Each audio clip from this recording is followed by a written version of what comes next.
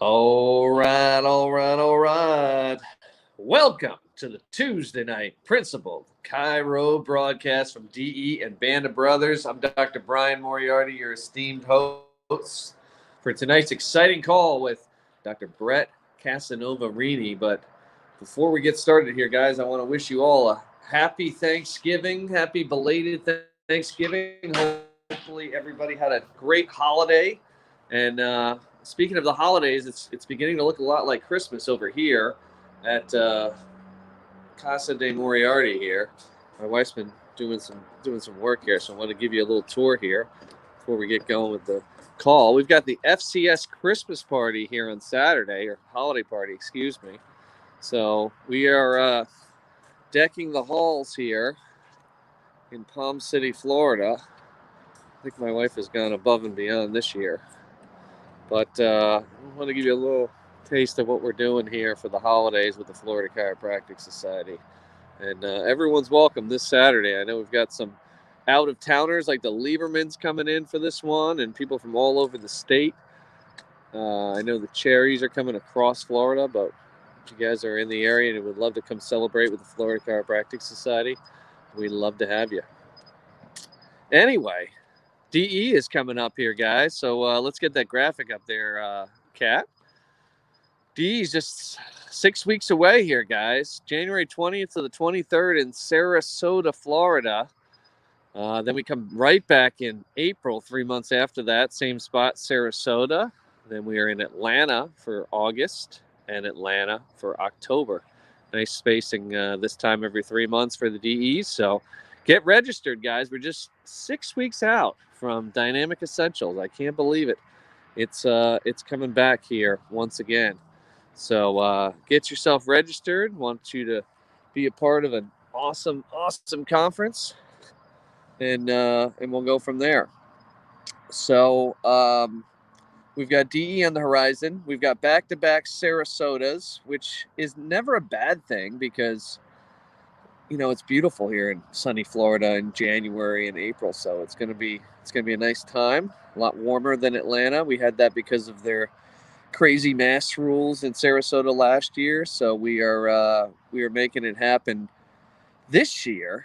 Double Sarasota DEs. We hope to see you guys there. Get registered. Kat told me before she came on, don't wait till after Christmas. Get registered. Make it easy on herself. You know you're coming, so I can't wait. A January Sarasota. Can't wait. So anyway, we're getting ready for the holidays here with the FCS Christmas party. Yes, Haig. And we're going to get ready for the holidays here on our DE call with a wonderful young lady chiropractor coming from Illinois, the great state of Illinois. Longtime DE attendee, and man, I've seen her around everywhere, and she comes from a huge family of chiropractors. She's got cousins and parents and her husband, and she's loaded with chiropractors in her family. So it's going to be an honor to listen to her. She just moved offices, and now, as of July, she's at Roscoe Chiropractic Center with her and her fabulous husband, Chris Rini, and her mom. 3 of them all together, making it happen there, giving principal chiropractic care. She also does that, the superheroes. Love those superheroes. Seen those at DE. And if you haven't seen those, definitely check those out. Maybe she'll mention a little bit about that. So without further ado, a 2006 Palmer graduate. I'm a 2006 Palmer, Florida graduate, but this is a 2006 Palmer graduate from the great state of Illinois. Give it up for Dr. Brett Casanova Rini. Take it away, Brett. Love and appreciate you.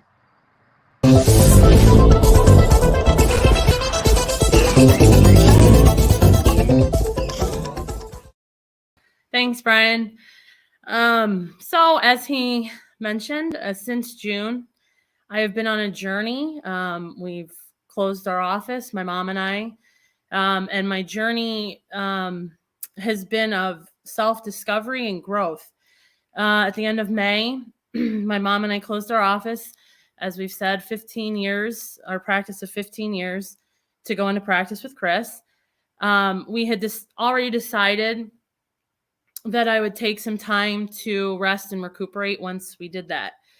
Since 14, I have always been pushing myself constantly, always looking towards the next step, the next goal, always striving. By the time I graduated high school, I was halfway through my sophomore year of college, graduated chiropractic college by 22, and we started our office immediately following graduation. Packed up the U-Haul the night my mom graduated, which was the trimester before me. We went to school together, and we moved and started our office. So we worked hard in Ottawa. We grew the busiest, largest office in our area. And of course, add to that all of the normal everyday life events that we all go through. By the time we left, I was maybe not mentally past my limit, but I physically was. So 6 months ago, I did something that I haven't done since elementary school.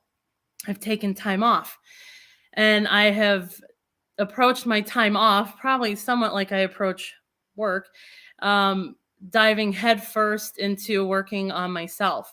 So meditating, resting, listening to podcasts, listening to books, YouTubes, reading daily. I've been trying to be more creative than I have been in years. And it's really amazing what happens when you give yourself space for other things to come into your life. But during this time, there's also been a theme running through my head over and over again. And it's don't die with your music still in you. Is who I am, is my only purpose in life, is my music the titles that I wear? Chiropractor, wife, daughter, that I'm successful, well-traveled, etc.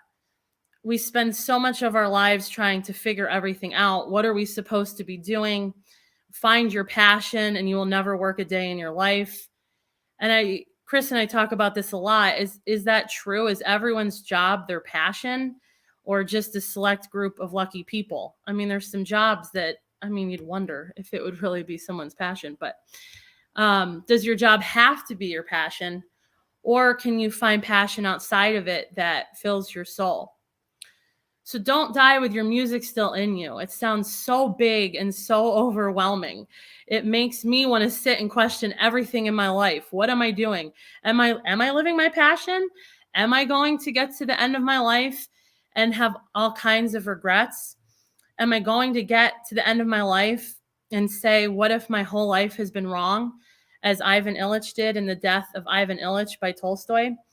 It's the book that inspired Wayne Dyer to sit down and write to himself, "Dear Wayne, don't die with your music still in you." What would I say if I continue on my current path, or my path before I took a break 6 months ago? At this point, I've come to 4 things that I have been considering, and I think we can all consider when we look at this question. Are we allowing someone else to determine our path and focusing on the wrong things? Are we looking back on our life and the things that happen as good and bad, rather than looking and seeing the lessons in them? Are we putting our focus on doing and having versus being? And are we finding our excitement and following our bliss? So are we playing our own music, someone else's, or the music that we think we're supposed to be playing? Are we allowing someone else to determine our path, either through our actions or through our reaction to the things that happen to us? Part of Ivan Illich's fatal unhappiness and discontent was because he blamed his wife for everything that went wrong in his life. And he came to hate and despise her. He blamed her for wanting the right house with the right furnishings, the right job, the right clothes, rather than looking at himself and his motivation and his drive to fit in and live by appearances. He really hated himself and was frustrated with himself, but was projecting it on her. Collectively, for almost the last 2 years, we have been going through something that can take us down the same path, both personally and as a profession. There has been so much happening that goes against almost everything that we know to be true. It is easy to let these things take us off course. Have we been using this opportunity to be in alignment with the universe to advance chiropractic? Or are we trying to fight the medical profession, the government, our patients, our neighbors, our families? Everything that we fight weakens us. And when we let the news infiltrate our thinking, hijack our emotions, make us focus on the things that aren't in our control, we are allowing an outside force like the president or governors to be responsible for our peace of mind and happiness. In each moment, we have the ability to decide to align with what we want rather than fighting what we don't, to decide how to respond, to decide how to feel, to decide to play our music or someone else's. We can decide to choose love because we are love, to play our music and not someone else's, to be ourselves, and above all else, to look at our actions and decide if we will look back on them with pride. I have spent much of my life focused on doing, getting certain grades, getting through school as quickly as possible so I could get out of school and get about the business of doing chiropractic. Then once in practice, it was about having a certain number of visits each week, making a certain amount of money, and on it goes. Everything is a competition with myself to do more, to do my best, to do better than I've ever done before. Since taking time off, I have shifted from my focus from a human doing back to a human being present, being mindful, being grateful, being myself. I have realized that is the way to play my own music. It reminds me of the saying by Hafiz, even after all this time, the sun never says to the earth, you owe me. Look what happens with a love like that. It lights the whole sky. The sun shines on the earth not by doing, but by being what it is, light. It loves by being, not doing. And that's the ultimate goal, isn't it? To be love. Be loving to yourself, to those closest to you, to everyone you meet, and everything you encounter. Let your light shine, your music play, and your love flow. I've also been spending a lot of time looking back, which I think is especially relevant as we end this year and look forward to the next. Sometimes I get too caught up in looking back on my life and the things that have happened as good and bad, rather than looking back and seeing the lessons in them. I have focused on the ups and downs, the wrong notes that I thought I hit. I judge myself and others way too harshly at times. I have come to realize that everything that happens in our life happens for our highest good. Does everything leave anything out? That means that all of it happens so that we can become who we are meant to be. If we recognize that and ask ourselves, what is the lesson in this for me? What can I learn from this? What is the opportunity in this to be better than I was yesterday? There's only good and bad because we choose to look at it that way. Something that has always bothered me, and Chris and I have talked about this a lot too, is why do bad things happen to good people? They don't. All things happen to all people to lead us to our highest good. It happens so we don't end up looking back on our life and asking, what if my whole life has been wrong? I've taken time, and I encourage everyone to take some time to sit and think about this, to look back and think, how many times can we say, man, that relationship sure showed me what I don't want.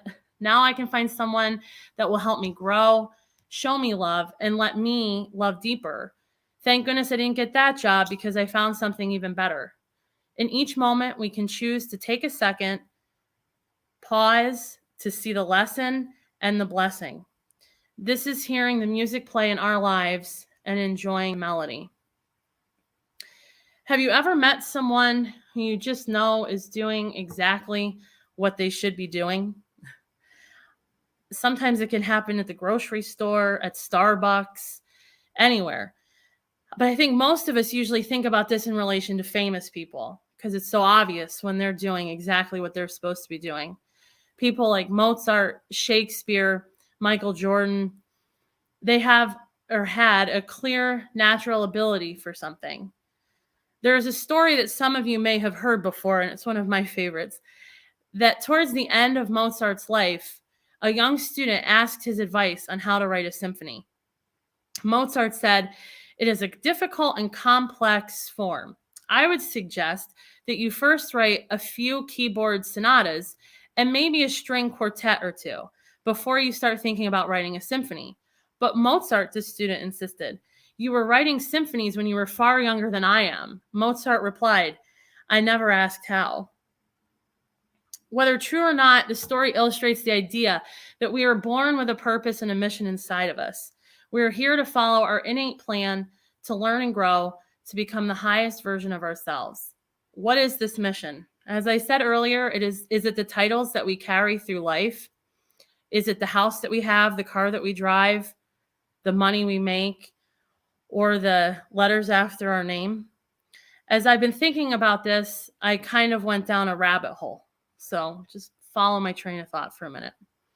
If you look at the definition of the word inspiration, it literally means in spirit. The definition of in spirit is in thought or intention, though not physically. The definition of intention is an aim or a plan. In chiropractic, we usually look at things like this as our innate intelligence, the innate brain that BJ talked about. The dictionary definition of innate is inborn, natural. So what does all that boil down to? For me, it boils down to the fact that each of us is born with an innate intention or an innate plan. So how do we know when we are following our innate plan? When we feel excited, when we enjoy what we're doing, when we get so lost in it that time as we know it ceases to exist. I don't think this is just limited, though, to just what we do or the titles that we carry through life. I think it can apply to anything that we're doing that we enjoy and love to do. So within chiropractic, not everyone that's a chiropractor is meant to see 500 or 1,000 people a week. Not everyone is even meant to be in practice. Some people's plan is better suited to teaching, and we need great teachers at chiropractic colleges. Or maybe they are good organizers and working at a school or running seminars as part of their plan. Many of us, most of us maybe, know of Keith Wasung. Think about the influence that he has had in the chiropractic profession on chiropractors, but also the thousands of lives that have been impacted through his service to chiropractic. Yet he has never adjusted anyone. Still serving, but in different ways.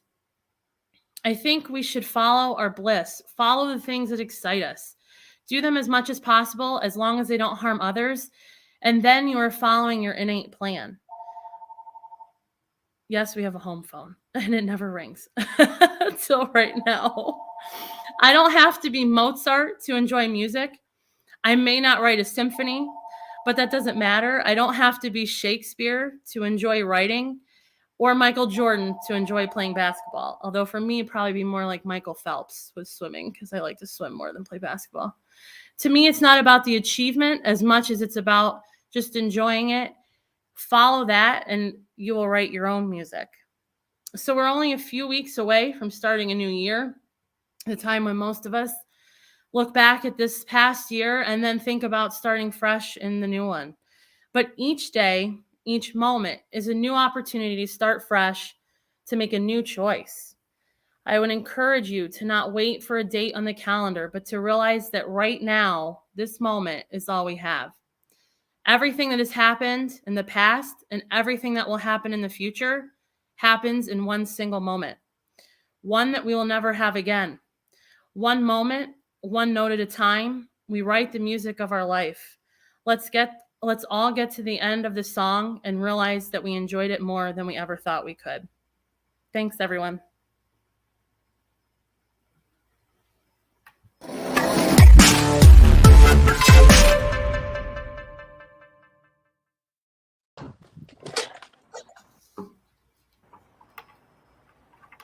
Brett, you there?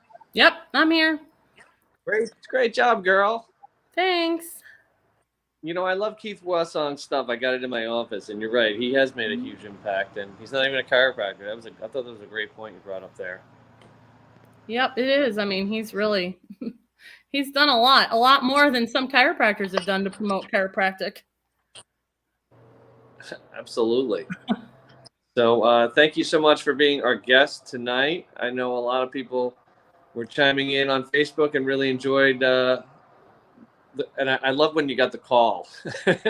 That was the Nate calling, just so you know. I know. I think it was Easy Rest Furniture Company. They call us regularly. I know. Like who calls at what? I guess 8:30 your time. I know.